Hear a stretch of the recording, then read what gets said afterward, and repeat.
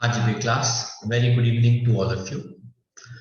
हम आज कंटिन्यू कर रहे हैं हमारा third chapter classification of element के अंदर नेक्स्ट ट्रेंड जो हम पढ़ रहे थे एंड वो है इलेक्ट्रोनेगेटिविटी। पहले क्या होता है हम वो समझते हैं। ये अपनी तरफ को इलेक्ट्रॉन्स को अपनी तरफ होता है, किसकी ताकत ज्यादा है, कंपैरिजन का कोई यूनिट नहीं होता। लाइक इलेक्ट्रॉन गेन एंथैल्पी और आयनाइजेशन एंथैल्पी। सर क्या मतलब?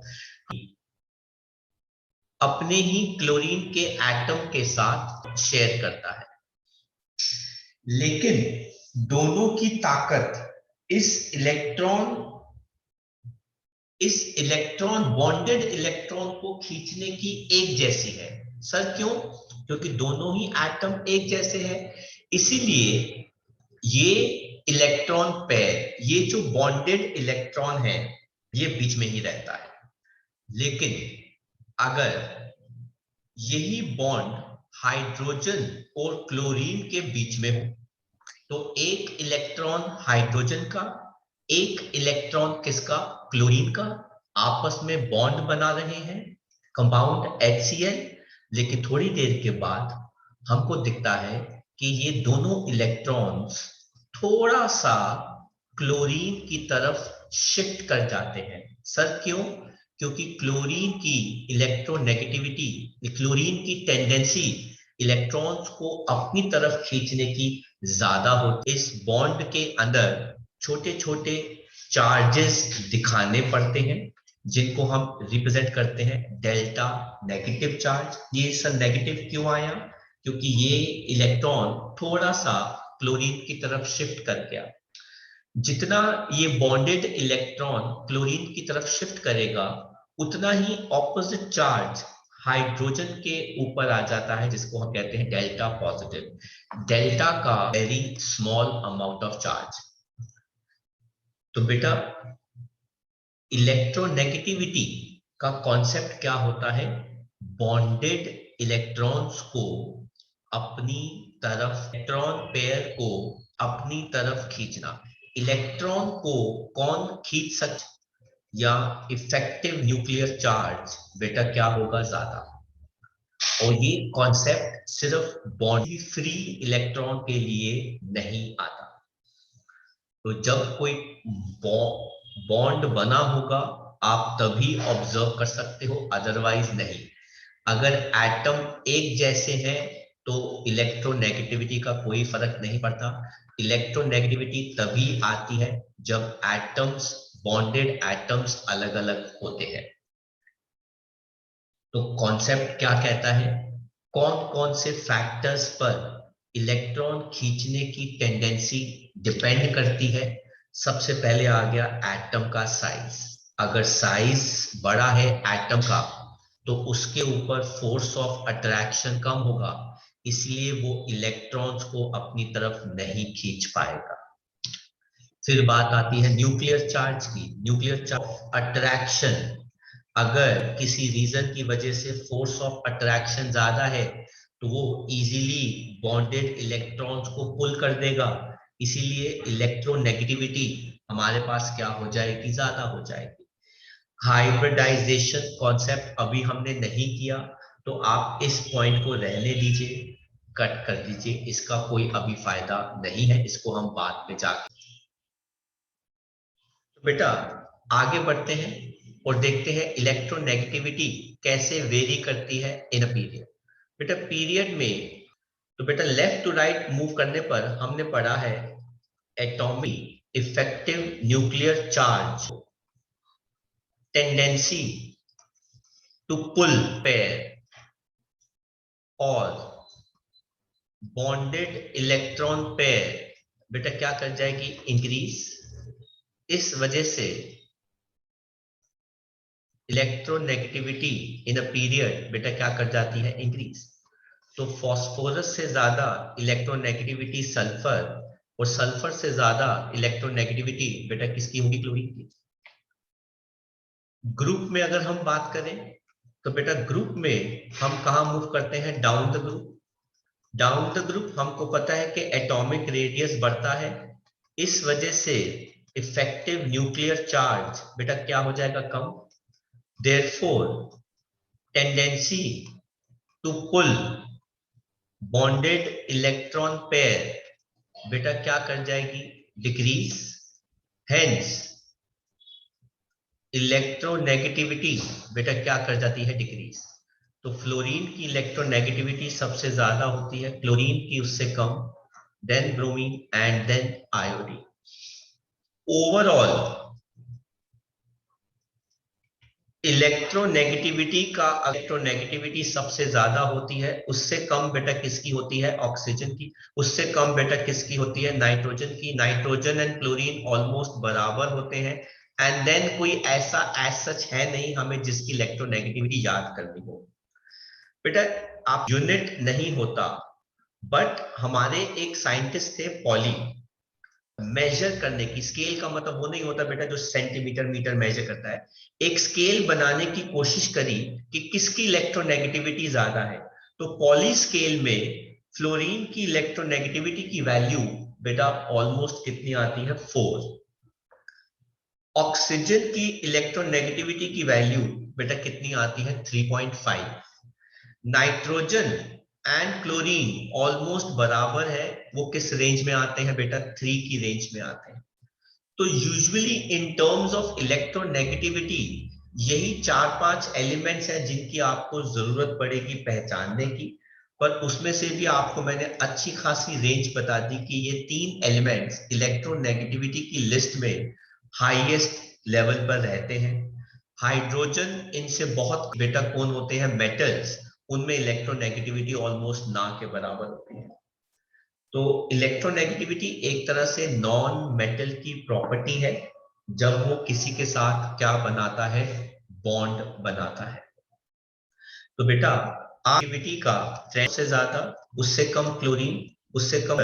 तो बेटा पिछले लेक्चर्स में हमने इलेक्ट्रॉन गेन एंथैल्पी का ट्रेंड पढ़ा था, उसमें chlorine, bromine and then iodine. तो मैंने लास्ट क्लास में भी बताया था बेटा, इलेक्ट्रॉन नेगेटिविटी और इलेक्ट्रॉन गेन एंथैल्पी ये 2 प्रॉपर्टीज है जो काफी इंपॉर्टेंट है, जो हमको पता होनी चाहिए। एंड इनमें से भी अगर मैं आपको जस्टिफाई करूं तो electronegativity is something which is really important. तो वो क्या होती है, it is the tendency to pull shared electron pair या फिर bonded electron pair towards itself. जब हम वर्ड पुल इस्तेमाल कर रहे हैं तो पुल का मतलब ही ये होता है कि अपनी तरफ खींचना। तो tendency to pull bonded electron pair, तो इलेक्ट्रॉन बॉन्डेड होने चाहिए, उन्हीं को खींचेंगे तो इलेक्ट्रोनेगेटिविटी आती है।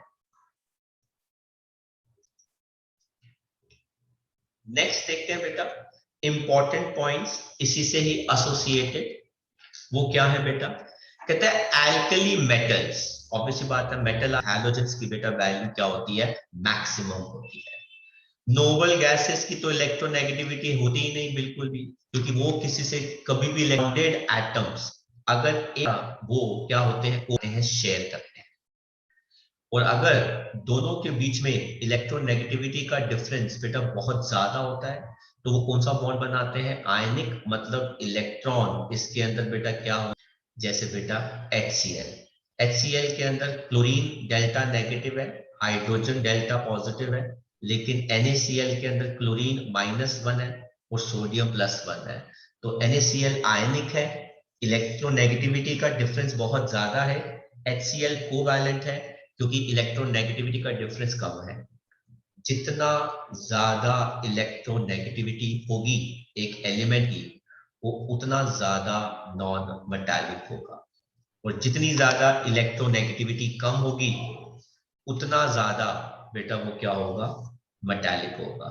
लेसर द इलेक्ट्रोनेगेटिविटी, हालांकि we should not talk about it क्योंकि इलेक्ट्रोनेगेटिविटी वर्ड मेटल्स के लिए नहीं आता, ठीक है। तो उसके लिए वर्ड जो है वो इलेक्ट्रो पॉजिटिव आता है, तो आप अंडरलाइन कर लीजिए। नेक्स्ट बेटा हमारा यहाँ पे क्वेश्चन आता है, it's a very nice question, exercise का, इलेक्ट्रॉन गेन एंथैल्पी और इलेक्ट्रोनेगेटिविटी के अंदर। इलेक्ट्रॉन गेन एंथैल्पी में उन्होंने पूछा है बेसिक डिफरेंस, हम डेफिनेशन देते हैं। तो इलेक्ट्रॉन गेन एंथैल्पी क्या हो जाएगा? Energy change when an isolated gaseous atom gains an electron। तो बेटा इलेक्ट्रॉन गेन एंथैल्पी क्या है? एनर्जी चेंज जब एक आइसोलेटेड गैसियस एटम इलेक्ट्रॉन क्या करता है? गेन करता है। लेकिन इलेक्ट्रोनेगेटिविटी क्या है? ये एक प्रॉपर्टी होती है, tendency of an atom to pull the bonded electron pair towards itself. तो मतलब क्या हो गया बेटा? Electron gain enthalpy is for a free electron. Free electron या फिर किसके लिए होती है बेटा? नॉन बॉन्डेड इलेक्ट्रॉन के लिए। लेकिन इलेक्ट्रोनेगेटिविटी किसके लिए होती है? Bonded electron. तो इलेक्ट्रोनेगेटिविटी प्रॉपर्टी बॉन्डेड इलेक्ट्रॉन के लिए है, लेकिन इलेक्ट्रॉन गेन एंथैल्पी किसके लिए है बेटा? फ्री इलेक्ट्रॉन के लिए होती है।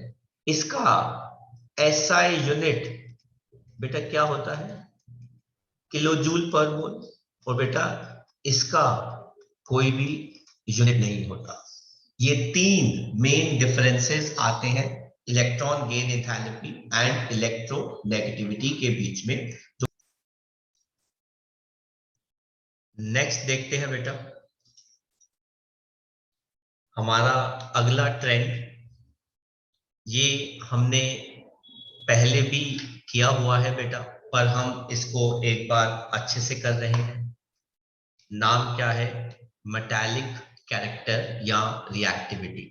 बेटा मेटालिक कैरेक्टर बेटा किसका होता है? मेटल का।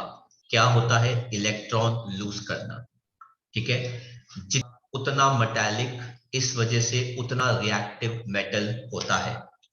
ट्रेंड्स कैसे होते हैं बेटा मेटल के? जरा ध्यान से देखिए। एटॉमिक रेडियस डिक्रीज, चार्ज बेटा क्या करता है? इंक्रीज। इसीलिए टेंडेंसी टू लूज इलेक्ट्रॉन बेटा कम हो जाती है। अगर टेंडेंसी इलेक्ट्रॉन लूज करने की कम हो जाएगी, मेटालिक कैरेक्टर या फिर केमिकल रिएक्टिविटी मेटल की ज्यादा मेटालिक है, मैग्नीशियम उससे कम मेटालिक है, एल्यूमिनियम सबसे कम मेटालिक हो जाता है मेटल्स में। ग्रुप में हम ऊपर से नीचे मूव करते हैं। एटॉमिक रेडियस बढ़ता है तो फोर्स ऑफ अट्रैक्शन कम हो जाएगा, टेंडेंसी इलेक्ट्रॉन लूज करने की बढ़ जाएगी। इसीलिए मेटालिक कैरेक्टर या केमिकल रिएक्टिविटी मेटल्स की क्या कर जाती है? बढ़ जाती है। तो लिथियम से ज्यादा मेटालिक कौन होता है? सोडियम। सोडियम से ज्यादा मेटालिक कौन होता है? पोटेशियम। तो ये हो गया मेटल का कैरेक्टर। ऐसे ही बेटा हमारे पास नॉन मेटल का भी कैरेक्टर आता है। तो नॉन मेटल का कैरेक्टर बेटा क्या होता है? नॉन मेटल का कैरेक्टर होता है इलेक्ट्रॉन गेन करना। जितना जल्दी इलेक्ट्रॉन वो गेन कर लेगा उतना नॉन मेटालिक और उतना रिएक्टिव नॉन मेटल हो जाएगा वो।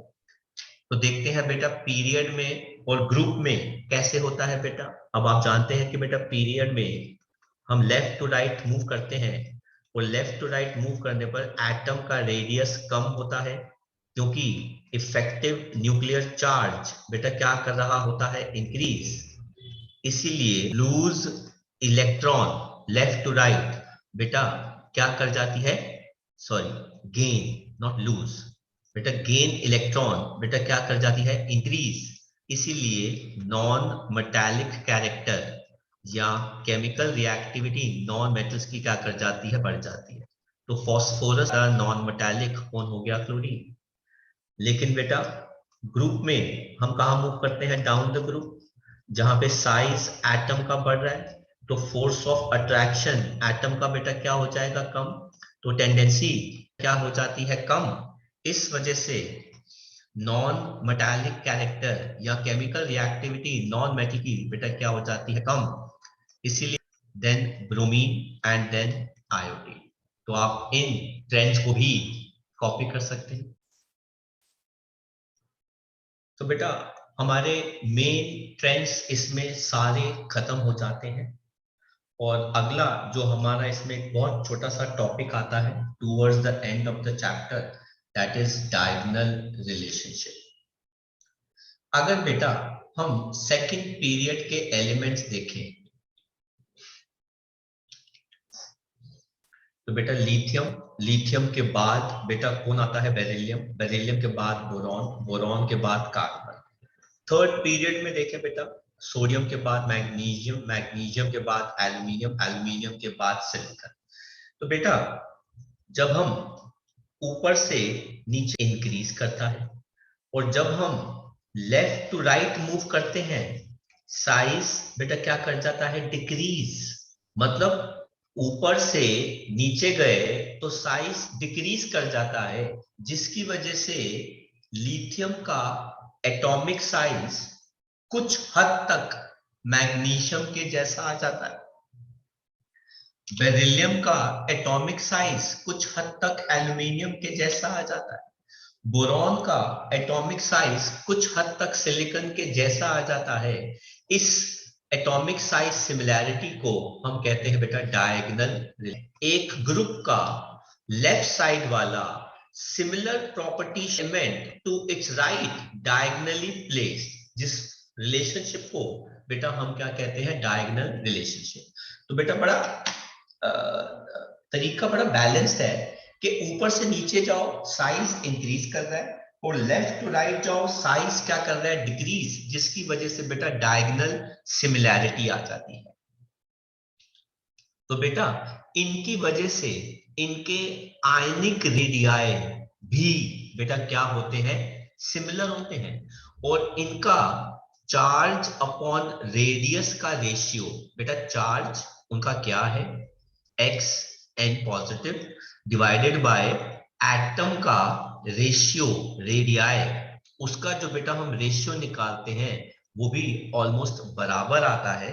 ये रीजन से इनकी प्रॉपर्टीज जो हैं वो सिमिलर होना शुरू हो जाती हैं, and phenomena is known as diagonal.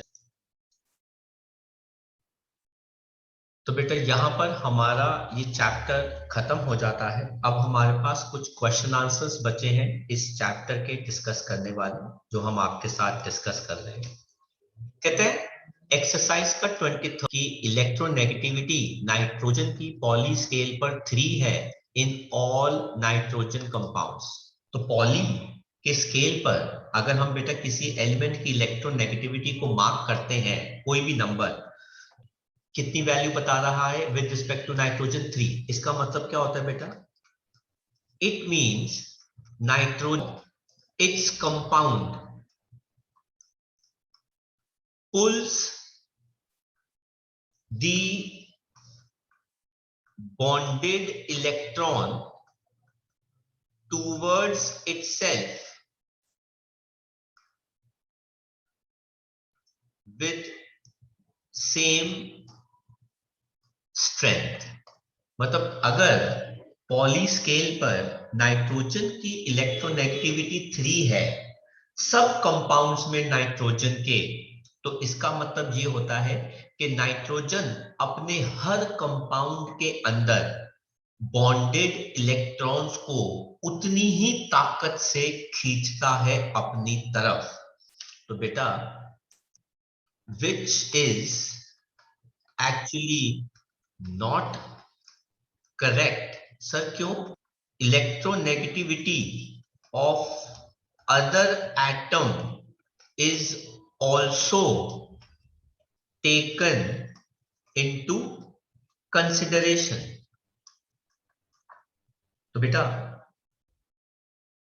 Sodium से नाइट्रोजन इलेक्ट्रॉन खींच लेगा, कार्बन से नाइट्रोजन इलेक्ट्रॉन खींच लेगा, पर बेटा ऑक्सीजन से नाइट्रोजन आप क्या ये समझते हो कि इलेक्ट्रॉन खींच लेगा?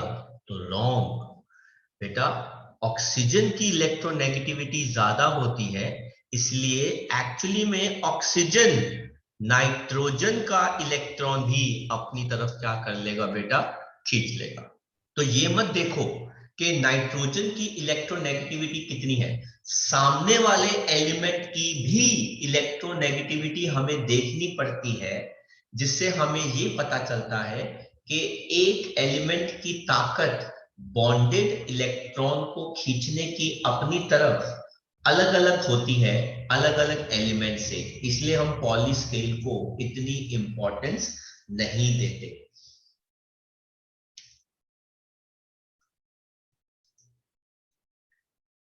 नेक्स्ट बेटा क्वेश्चन देखते हैं, that is question number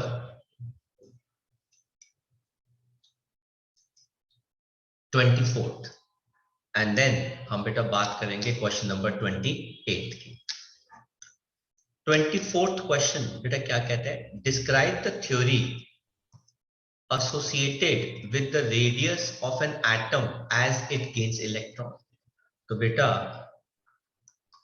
radius increases when it, sir क्यों, because its screening effect बेटा क्या कर जाता है, इंक्रीज कर जाता है। कहते हैं looseness of an atom decreases when it loses electrons। then 28th का क्वेश्चन कहते हैं the increasing order of reactivity group 1 में ये फॉलो करता है, caesium is most reactive, whereas among group 17 elements में फ्लोरीन इज मोर रिएक्टिव, मतलब opposite चल रहा है, ऐसा क्यों है। तो बेटा ग्रुप 1 इज ऑफ मेटल्स, तो बेटा मेटल्स के ग्रुप में जब आप ऊपर से नीचे मूव करते हो, क्योंकि इफेक्टिव न्यूक्लियर चार्ज बेटा क्या करता है, decrease, so tendency to lose electron बेटा क्या कर जाती है, इंक्रीज, देयरफॉर मेटल रिएक्टिविटी क्या कर जाती है, इंक्रीज। लेकिन ग्रुप 17 किसका होता है, इज ऑफ नॉन मेटल्स। अब उसमें क्या होता है, जब आप डाउन द ग्रुप जाते हैं तो इफेक्टिव न्यूक्लियर चार्ज बेटा क्या हो जाता है, डिक्रीज हो जाता है, सही है। इस वजह से टेंडेंसी टू गेन इलेक्ट्रॉन कम हो जाती है, मेटल की रिएक्टिविटी क्या कर जाती है, डिक्रीज कर जाती है। तो ये है रीजन 28 का आंसर। नेक्स्ट क्वेश्चन देखते हैं बेटा, एक्सरसाइज का 35th क्वेश्चन कहते हैं कोई भी ऐसी चीज जो वैलेंस इलेक्ट्रॉन्स को इन्फ्लुएंस कर सकती है will affect chemistry of element, मतलब वैलेंस इलेक्ट्रॉन्स को अपनी तरफ खींच सकती है, नहीं खींच सकती, वगैरह वगैरह, जो अफेक्ट कर सकती है बेटा वो एलिमेंट की केमिस्ट्री को बदल देती है। ऐसी कौन सी चीज है बेटा अफेक्ट नहीं करती, valence principal quantum number, nuclear charge, nuclear mass और नंबर ऑफ कोर इलेक्ट्रॉन। तो आंसर इज एलिमेंट का मास।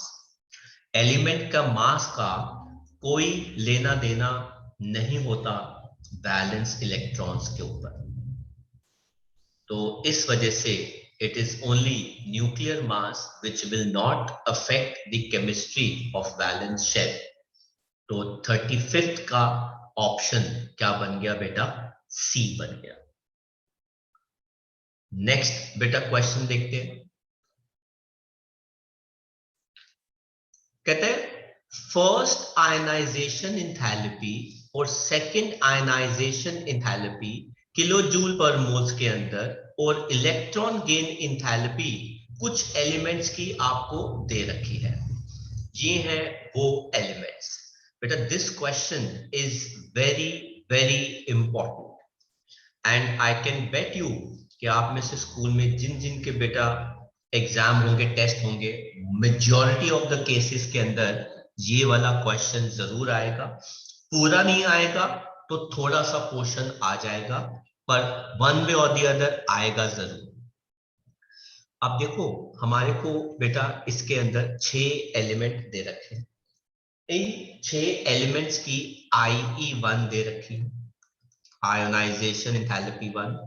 ये दे रखी है बेटा आयोनाइजेशन एंथैल्पी 2, और ये वाली वैल्यू दे रखी है इलेक्ट्रॉन गेन एंथैल्पी की।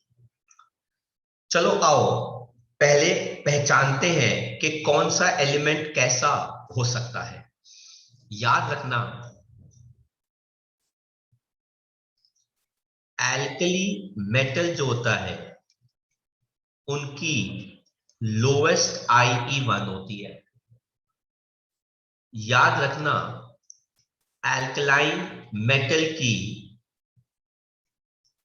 IE1 is slightly more than alkali। तो एल्कलाइन अर्थ मेटल्स की जो IE1 होती है वो थोड़ी सी एल्कली मेटल से ज्यादा होती है। देन हैलोजेंस कौन होते हैं जिनकी electron gain enthalpy is more negative.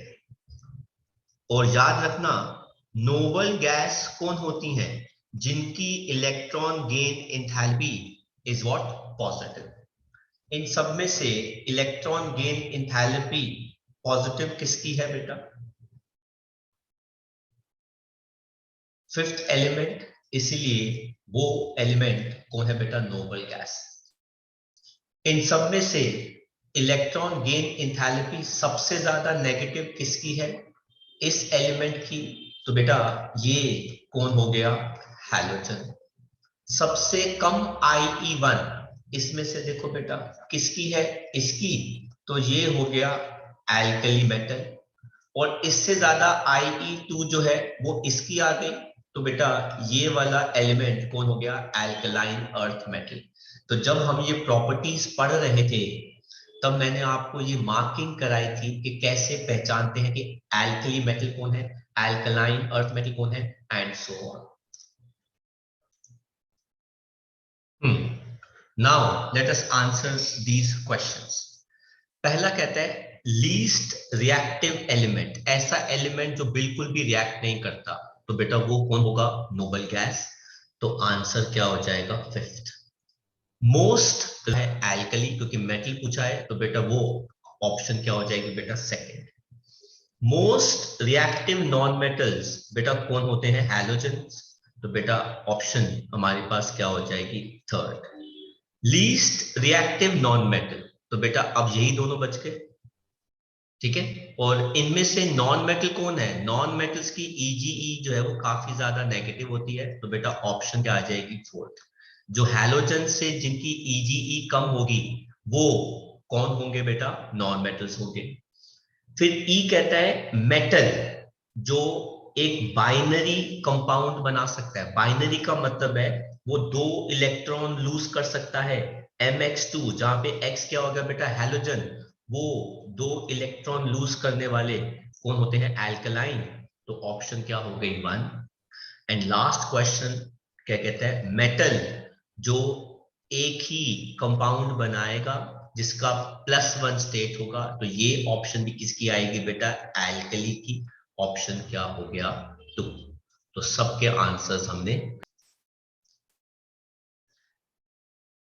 Next question देखते हैं बेटा। ये है एक्सरसाइज का 38th question. Very nice question, ठीक है। और ये भी एग्जाम्स के पॉइंट ऑफ व्यू से काफी इंपॉर्टेंट है। हम इंपॉर्टेंट मार्क करते हैं। कहते हैं इन एलिमेंट्स को कंसिडर कीजिए, boron, aluminium, magnesium and potassium, metallic character के बिहाफ पे। तो बेटा सबसे पहले तो मुझे पता होना चाहिए इनकी प्लेसमेंट क्या होती है। बेटा बोरॉन जहां पर आता है उसके नीचे कौन होता है? एल्यूमिनियम। एल्यूमिनियम से बिल्कुल एक पहले कौन होता है? मैग्नीशियम। और मैग्नीशियम से बिल्कुल इधर नीचे की तरफ बेटा कौन होता है? पोटेशियम। तो ये करेक्ट ऑर्डर होता है इन एलिमेंट्स का पीरियोडिक टेबल में प्लेस होने का। तो बेटा अब मेटालिक कैरेक्टर कैसे आता है जरा ध्यान से देखिए बेटा। डाउन द ग्रुप अगर हम चलते हैं, मेटालिक कैरेक्टर बेटा क्या करता है? इंक्रीज करता है। अगर metallic character down the group increase करता है तो बेटा सबसे ज्यादा मेटालिक कौन हो जाएगा? पोटेशियम। और सबसे कम मेटालिक बेटा कौन हो जाएगा? बोरॉन। तो चेक करते हैं कौन सी ऑप्शन के अंदर पोटेशियम सबसे ज्यादा मेटालिक है। कोई बच्चा मुझे बता सकता है कि पोटेशियम सबसे ज्यादा मेटालिक किस केस में है? डी। Very good. आंख बंद करके आंसर बेटा क्या आ गया? डी। मुझे बाकी पूरा सॉल्व करने की जरूरत नहीं पड़ी। ऐसे ही बेटा अब वो बात करता है बेटा इस क्वेश्चन की। कहता है consider the following elements boron, carbon, nitrogen, chlorine and silicon. तो बेटा पीरियोडिक टेबल में हमको पता होना चाहिए कौन कहां कहां पे प्लेस होता है। अगर ये बोरॉन है तो बोरॉन का अगला एलिमेंट कार्बन है, फिर नाइट्रोजन होता है और फिर क्या होता है बेटा? फ्लोरीन। और कार्बन के नीचे वाला एलिमेंट जो है वो कौन होता है बेटा? सिलिकॉन। हमको कौन सा ऑर्डर बताना है? नॉन मेटालिक कैरेक्टर बताना है। Left to right non metallic character बेटा क्या करता है? इंक्रीज। तो इसका मतलब है फ्लोरीन सबसे ज्यादा नॉन मेटालिक होगा। तो बेटा फ्लोरीन सबसे ज्यादा नॉन मेटालिक में हमारे पास दो ऑप्शन आ गई। एक ये गलत हो गई, एक ये गलत हो गई। इसके हिसाब से बोरॉन सबसे ज्यादा नॉन मेटालिक है, इसके हिसाब से सिलिकॉन है, तो ये गलत हो गया। और बेटा वो कहता है down the group non metallic character कम होता है। तो बेटा सिलिकॉन सबसे कम हो गया। तो करेक्ट ऑप्शन हमारी क्या हो गई? सी। तो एलिमेंट्स की प्लेसमेंट का भी हमको पता होना चाहिए कि वो कैसे प्लेस किए जाते हैं टेबल के अंदर। और बेटा हमारा आखिरी क्वेश्चन इस चैप्टर का which is also very nice question वो ये है। हमारे पास चार एलिमेंट है F, Cl, O and N। अब देखिए बेटा नाइट्रोजन आता है, नाइट्रोजन के बाद ऑक्सीजन आता है, ऑक्सीजन के बाद फ्लोरीन आता है और फ्लोरीन के नीचे बेटा कौन आता है? क्लोरीन। हमें बताना है ऑक्सीडाइजिंग प्रॉपर्टी। बेटा ऑक्सीडाइजिंग का मतलब होता है दूसरों से इलेक्ट्रॉन लूज कराना एंड खुद इलेक्ट्रॉन क्या करना? गेन करना। तो बेटा जरा देखते हैं क्या हमारे पास जवाब आता है इसका।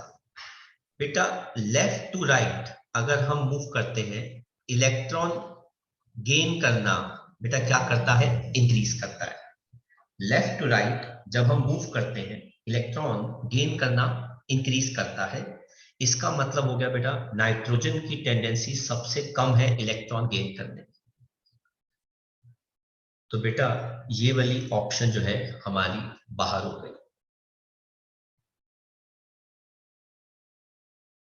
ठीक है, फिर हम बात करते हैं डाउन द ग्रुप।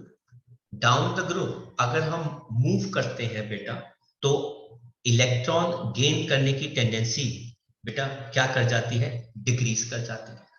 तो मतलब फ्लोरीन एंड क्लोरीन में से सबसे जल्दी इलेक्ट्रॉन कौन गेन करेगा बेटा? फ्लोरीन इलेक्ट्रॉन जल्दी गेन करेगा। उससे कम कौन करेगा बेटा? क्लोरीन। तो बेटा ऑप्शन हमारी क्या आ गई बेटा इसके अंदर? ए। तो यहां पर हमारा ये चैप्टर जो है वो खत्म हो जाता है।